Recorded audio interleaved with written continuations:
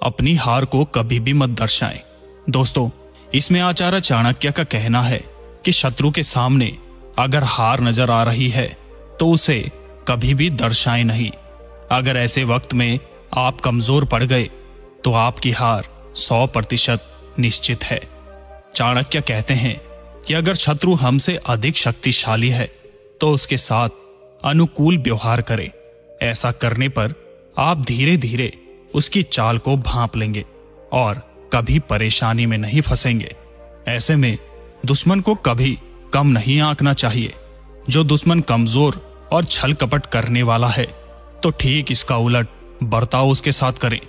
दोस्तों, आज हम बात करेंगे शत्रु से निपटने की 12 चाणक्य नीतियों के बारे में, क्योंकि आज के जमाने में हर एक समय, हर एक जगह, हर एक मोड़ पर हमें देखकर जलने वाले लोग मिल ही जाते हैं।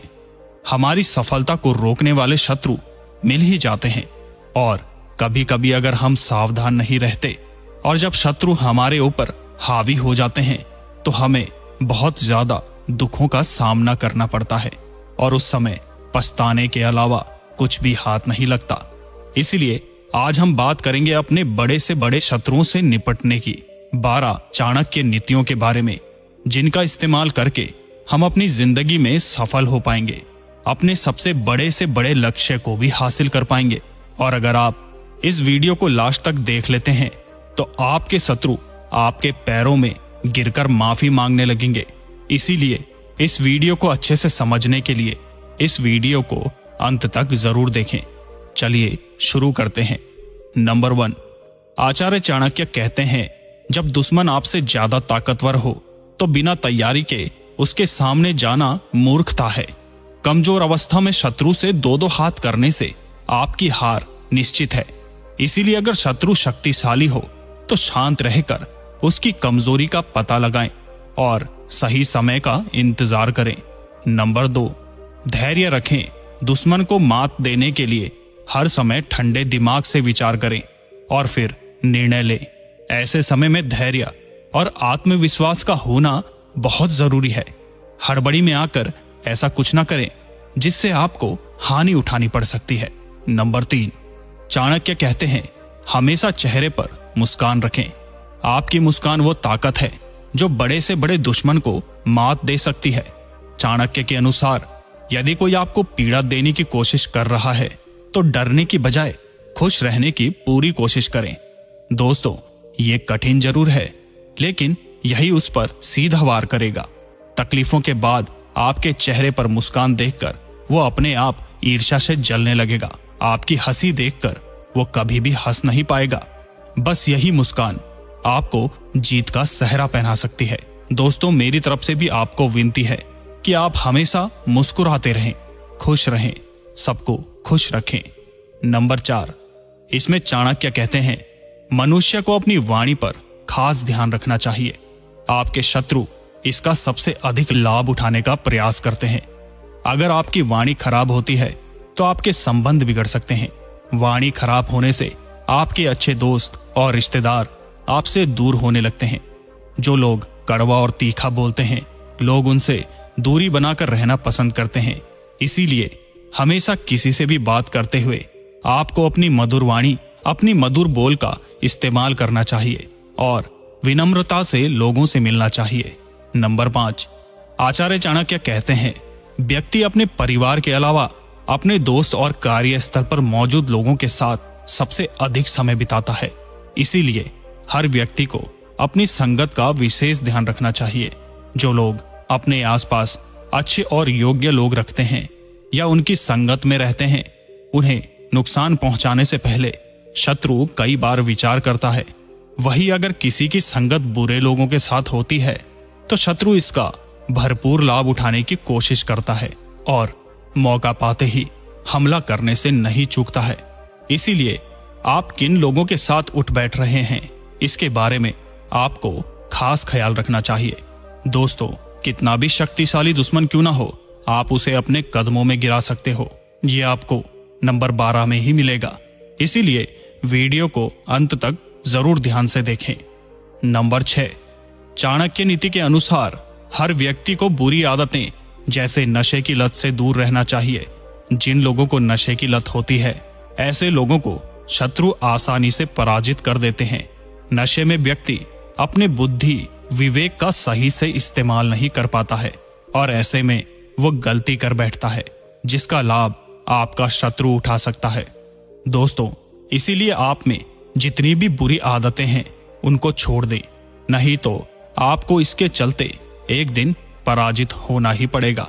नंबर 7, आचार्य चाणक्य कहते हैं, शत्रु को कभी भी कम नहीं आंकना चाहिए। दुश्मन की ताकत का सही आकलन आपकी जीत को निश्चित कर देता है। इससे आपकी जीत भी सुनिश्चित हो जाती है। शत्रु को यदि कम समझेंगे तो वो आपकी कमजोरी पर वार करने की कोशिश करेगा। इसके अलावा समझदार व्यक्ति अपनी महत्वपूर्ण योजनाओं को सभी के साथ कभी भी साझा नहीं करते। जब योजना पूर्ण हो जाए तभी उसे बताएं। यदि आप पहले ही सब बता देंगे तो शत्रु इसका फायदा उठा सकता है। इसीलिए अपने सीक्रेट किसी के साथ भी साझा नहीं करने चाहिए। नंबर 8, चाणक्य कहते हैं, शत्रु यदि आपसे ज्यादा शक्तिशाली है और दिखाई नहीं देता तो ये अधिक खतरनाक होता है। वही दुश्मन यदि अधिक शक्तिशाली है तो आपको छिपकर उसे पराजित करने की योजना बनानी चाहिए। अदृश्य शत्रु यानी जो आपको छुपकर वार करता है, आपके सामने मित्र के समान व्यवहार करता है और आपके पीठ पीछे चुगली करता है, आपको नुकसान पहुंचाने की कोशिश करता है और आपके हर काम को बिगाड़ देता है। ऐसे लोगों से जितना हो सके उतना दूर रहना चाहिए और छुपकर उसके असली चेहरे का पता लगाना चाहिए, जिससे उसे पता ना चले। इसीलिए आचार्य चाणक्य कहते हैं, अपने सीक्रेट किसी के साथ शेयर ना करें। हो सकता है आपके करीबी दोस्त भी आपके दुश्मन हो सकते हैं, आपके शत्रु हो सकते हैं। नंबर 9, चाणक्य नीति के अनुसार मनुष्य के अंदर यदि अहम की भावना आ जाती है तो उसका अर्थ है कि वो व्यक्ति अपने ऊपर किसी को नहीं समझता। अहम यानी अहंकार शत्रुओं की संख्या में वृद्धि करता है। इसीलिए जितना हो सके अपने अंदर कभी भी अहंकार की भावना ना आने दे, क्योंकि रावण भी अहंकारी था और सबसे शक्तिशाली था। उसी अहंकार की वजह से मारा गया। ये तो आपने सुना ही होगा। इसीलिए व्यक्ति को कभी भी अहंकार करना नहीं चाहिए। ये एक ऐसी चीज है जो व्यक्ति का समूल नाश कर देती है। नंबर 10, आचार्य चाणक्य के अनुसार यदि कोई आपका अपमान करे तो अपना गुस्सा जाहिर ना होने दे, बल्कि मौन धारण कर लें। जो व्यक्ति मौन रहकर रणनीति बनाता है उसके बारे में जान पाना किसी के लिए भी असंभव होता है और आचार्य चाणक्य ने भी इसी नीति को अपनाया था। वो नंद महाराज द्वारा अपमानित होने पर भी मौन ही रहे थे और उन्होंने नंद को बेदखल करने की गुप्त तरीके से रणनीति तैयार की और आखिरकार साधारण से बालक चंद्रगुप्त को सम्राट बना दिया। इसीलिए चाणक्य कहते हैं, गुस्सा यमराज के समान होता है। गुस्से में व्यक्ति सोचने समझने की शक्ति को खो देता है। इसीलिए व्यक्ति को जो कुछ भी करना है शांत रहकर अच्छे से सोच समझकर करना चाहिए। नंबर 11, चाणक्य कहते हैं, शत्रु कई तरीके के होते हैं। आप अपना शत्रु किसे मानते हो? क्योंकि मांगने वाला लोभी मनुष्यों का शत्रु होता है। मूर्खों का शत्रु उन्हें सदुपदेश देने वाला होता है। बुरे चरित्र वाली स्त्रियों का शत्रु उसका पति होता है और चोरों का शत्रु है चंद्रमा। अर्थात लोभी और लालची व्यक्ति उसको अपना शत्रु मानता है जो उससे किसी भी चीज को लेने की आशा रखता है अथवा कुछ मांगता है। मूर्खों को सदुपदेश देने वाला अथवा उन्हें सही मार्ग पर चलने वाला उनका सबसे बड़ा शत्रु होता है, क्योंकि मूर्ख व्यक्ति की ये विशेषता होती है कि किसी की अच्छी बात को वो नहीं मानता और अपने कार्यों को ही सही ठहराता है। जो स्त्री बुरे चरित्र वाली है, बुरे कार्य करने से जो पति उसे रोकता है, इसीलिए उसे वो अपना शत्रु मानती है। चोर रात्रि के समय अंधकार में अपना कार्य करते हैं। चांदनी रात में उनके लिए चोरी करना असंभव होता है, इसीलिए चंद्रमा उनका सबसे बड़ा शत्रु है। इसी प्रकार जो किसी कार्य में रुकावट डालता है वही उनका शत्रु है। नंबर 12, इसमें आचार्य चाणक्य कहते हैं, आज तक इस दुनिया में सच्चाई को कोई भी नहीं हरा पाया है और ना ही सच्चाई को कोई हरा सकता है। अगर आप सही रास्ते पर हो तो आपका दुश्मन आपको कभी भी हरा नहीं सकता। अगर आप गलत रास्ते पर हो तो आपको हारने से कोई भी नहीं रोक सकता। यही सत्य है, हमेशा याद रखिएगा। आप जानते होंगे, जैसे 100 कौरव भाइयों का 5 पांडवों ने नाश कर दिया था, इसीलिए हमेशा एक व्यक्ति को धर्म का साथ नहीं छोड़ना चाहिए, क्योंकि ऐसे लोगों को चिंता करने की कोई आवश्यकता नहीं होती। ऐसे लोगों का कोई कुछ भी नहीं बिगाड़ सकता। चाणक्य कहते हैं कि शांति से बढ़कर कोई तप नहीं है, संतोष से बढ़कर कोई सुख नहीं है, तृष्णा अथवा चाह से बढ़कर कोई रोग नहीं है, दयालुता से बढ़कर कोई धर्म नहीं है। शांत रहने के लिए व्यक्ति को अपनी कामनाओं और इंद्रियों पर नियंत्रण रखना होता है। इसीलिए यह तप है। जो व्यक्ति हर समय भागता दौड़ता रहता है और कामना करता रहता है, उसे सुख नहीं मिल सकता।